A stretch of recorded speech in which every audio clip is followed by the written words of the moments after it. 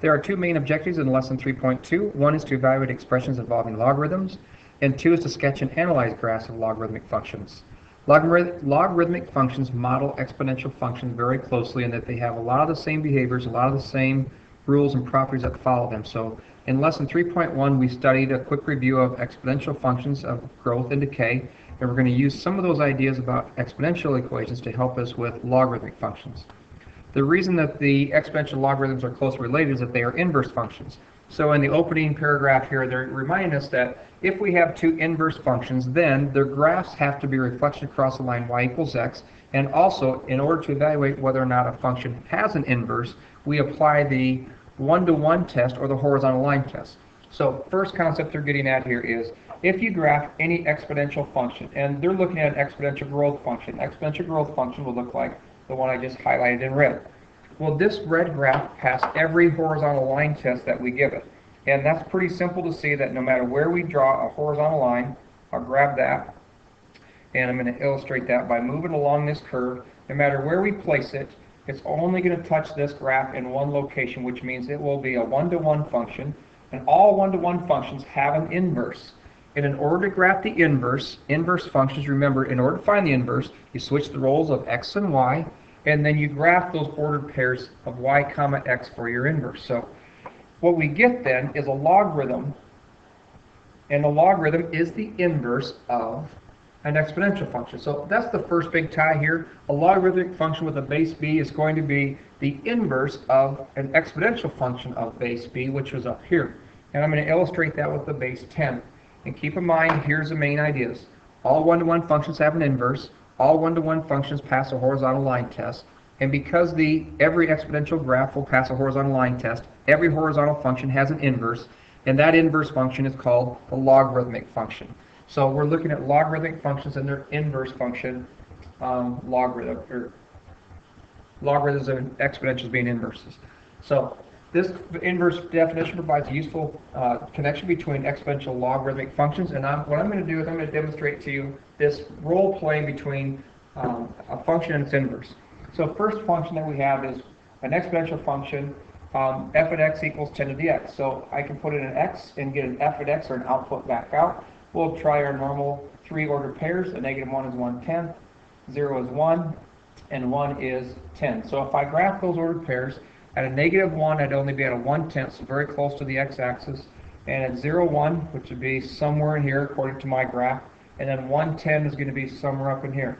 So one of the things we talked about is these exponential growth patterns and exponential decay. They have a horizontal asymptote at the origin or at the x-axis, so whenever y is equal to 0. So it's going to come along here and approach the ordered pairs that I have plotted. So that is our graph of y equals 10 to the x. Now to find the inverse function, which I already have written here, but I'm going to show you how I got that. First of all, in order to find the inverse, we trade in y for x. So first thing we do is, to make it a little bit more convenient, we change the f of x into a y, and then to find the inverse, we change the roles of x and y, 10 to the y, and this is an exponentially functioning in terms of y. What we now have to do is solve it for y. In order to solve for y, we're going to need to be able to find an exponent. So we have to undo an exponent, and what we have in our arsenal, what we're going to get is a logarithm. And what we use is a log of base 10. And we're going to show this a little bit more down below in the next box, but this is just a preview of it. So the logarithm of base 10 is the inverse of an exponential base 10 here. So the log base 10 of x is equal to y. And that is our inverse function.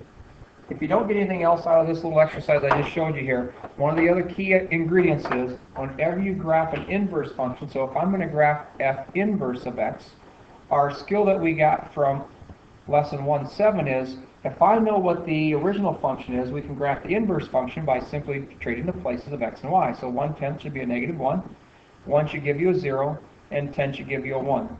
So if we graph these, and I'm going to do this in blue, 1/10 is really close to a negative, or really close to the x-axis, negative 1, somewhere in here. We have to graph the ordered pair 1, 0, which should be right on that. And we have another ordered pair, which would be 10, 1. So that's going to be a little bit harder. I'm going to have to kind of come out here towards the edge to a 1, So here's what our logarithmic or the inverse function graph of the red graph would be. Now in a perfect world, if I drew this just right, then what we would have is we would have a graph that would be a reflection across the line y equals x. And like I said, in a perfect graph, that's why it would happen, is you could flip it across that and they would match up. So first idea here we're trying to get across is that logarithmic functions are the inverses of exponentials. So their order pairs are going to be turned around, just as all inverses are. Instead of having a vertical or horizontal asymptote at y equals 0, that also gets turned. So now what we're going to end up with is, on a logarithmic function, we're going to have a vertical asymptote at x equals 0. So a logarithmic function can never cross the y-axis, and in our exponential graph, just as our original function was, it can never cross the x-axis or go below the x-axis. So there's some basic ingredients on inverses. Now our role is to be able to relate logarithmic functions to exponential forms. There are two basic forms that we look at. One is a logarithmic form, another is an exponential form. I'm going to start with the exponential form first because that's the one we're most familiar with. In an exponential form, what they're saying is b to the y equals x. So in this, they're identifying the bottom as the base, and the y is your exponent. And the outcome, which we normally have a hard time remembering, the outcome is called the anti-log. So it's not really against the log, but anti means finding the opposite of the log. So in this form, the exponential form, the base, the exponent, and the anti-log are identified. When you switch to a logarithmic form, the logarithmic form has the exact same ingredients. You always need a log statement in it. The base is the same as the base in your exponential format. So the base in the exponential format was b, so it's going to be log of base b. And then you always take the log of the anti-log, because the log of the anti-log will undo it, so the anti-log is x, has to equal your exponent, which is y. Okay, so we have these interchangeable forms that we're going to be looking at. So no matter how I write it, if I go m to the n equals y, then I can rewrite this. If that's the exponential format, I can write as log of base m of y equals n. A really good thing to equate is that logarithms will always give you, logs will always equal exponents. And if you look at this, how this is written, what we're using the logarithm to do is we're going to use the logarithm of base m of y to find the exponent. Okay, so the jet airplane just turned on, so I'm going to just pause this and go turn that off and be right back. Okay, mission accomplished. I got that off. Now let me show you some quick examples using numeric numbers and numerical values that might help you understand this a little bit better. Here is one form that we can oftentimes look at. 3 squared is equal to 9. Now this is an exponential format. This has an equivalent format which we can write in logarithms in this way. Log of base, it's got to be the same base as the exponent, so the log of base 3 of the antilog. You always take the log of the antilog, which is 9, 9's your antilog, and logs always equal the exponent, which is 2. Now these two statements are exactly the same, they're just written in two different formats. There's no difference in the evaluation whatsoever. It's just that when we look at a log statement, logs help us find exponents. So logs really are helpful in always finding an unknown, sometimes this time it was known, exponent. And the value is, it's going to help us find unknown exponents, which we don't know how to do up until this point. When you have an exponential format, the exponential format says you really know the exponent and you know the base. What you're trying to find with that is the anti-log. So there's two things that we're really concerned about finding most of the time. One is the anti-log. If we have to find the anti-log, then the exponential format is the best. If we have to find the exponent, then the logarithm form is the best. One other variation of this, just to show you another numerical value of this, if we go 4 to the negative 1, that's equal to 1/4. Now written as a logarithm in an equivalent statement, you would say the log of base 4 is going to be the same as the base of our exponent. Since logs always equal exponents, I know the exponent I need is negative 1. So the log of base 4 of the antilog 1/4 is negative 1. These two things are identical statements. Again, what we have to be fairly gifted at and good at and get better at is translating back and forth between these two forms. So what we're going to do is we're going to practice evaluating logarithms with some different information that they have given us so far. And when they say evaluate a logarithm, they're doing nothing more than ask you to find the exponent you raise the base to get your antilog. So here's how I'm interpreting this. They want us to do a log of base 8 of 512. In the back of my mind, I'd like to think of this as equals x, because it's really asking me to find the exponent. This statement says, find the exponent I raised 8 to get 512. So I just transferred this from the log format into the exponential format. They are equivalent, so there's no harm in writing it one way versus the other. But if I write it in this format, it might make a little bit more sense. I got to figure out, what do I take 8 times? How many 8s do I multiply together to get 512? Well, there's some intuitive process here that I want you to go through, and that is, okay, I could just go, well, that's 8 times 8 is 64. Well, that's not it, so maybe I got to multiply by another 8. Oh, and there it is. It's times 3, or 8 to the third. So 8 to the third is equal to 512. Which means the log of base 8 of 512, the exponent that it was looking for was when x is equal to a 3. So that's what they're after when we evaluate a logarithm. Find the exponent. Logarithms are designed to find that for you. Okay, so I'm going to get rid of that one. We'll go to the second example. It says log of base 4 of 4 to the 3.2, and what this statement is saying is find the exponent you raise 4 to get 4 to the 3.2. This is kind of one of those intuitive problems that if you know how to translate this into an exponential format, you'll see the answer very easily. So remember, logs always want you to find the exponent. So this x is the exponent you raise the base to, which is 4, to get 4 to the 3.2. Well, this problem says, well, what do I raise 4 to get 4 to 3.2? The only way these two statements can be equivalent is if this exponent and that exponent are the same. If the bases are locked in at 4, then the only way I can get this is if x is equal to 3.2. We'll see a little bit later, and I'll just point this out now. If you have a log base 4 with an exponential base 4, they'll reduce each other because they're actually inverse operations. And if you do the inverse of each other, they more, what we like to say is they reduce each other, and all we get is 3.2 for our exponent. So there's going to be several ways of thinking of that. There's 2 ways that I just demonstrated. This next problem says the log of base 2 of 1/32.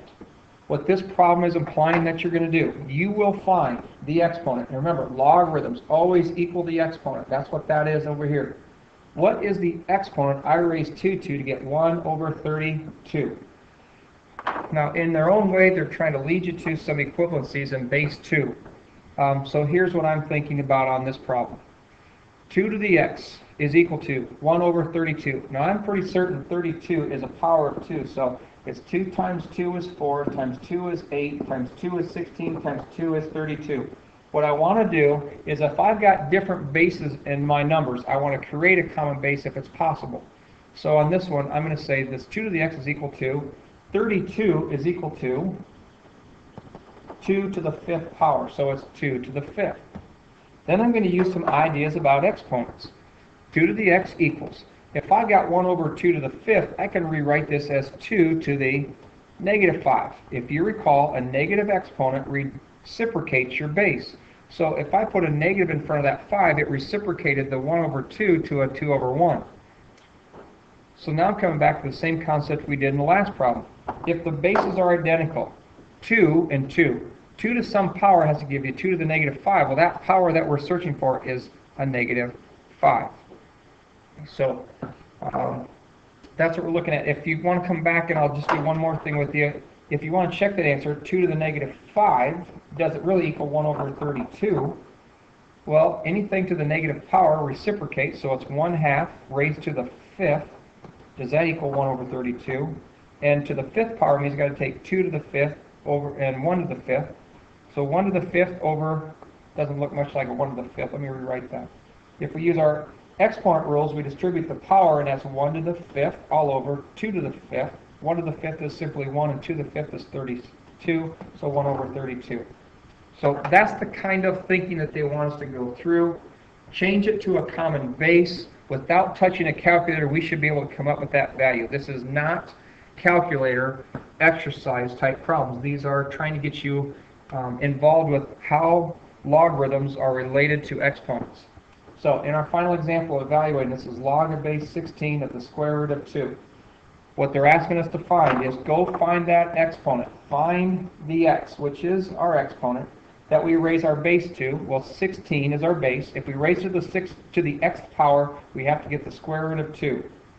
Okay, couple things here that I'm noticing, 16 and 2. They're different bases, so I want to get them into the same base.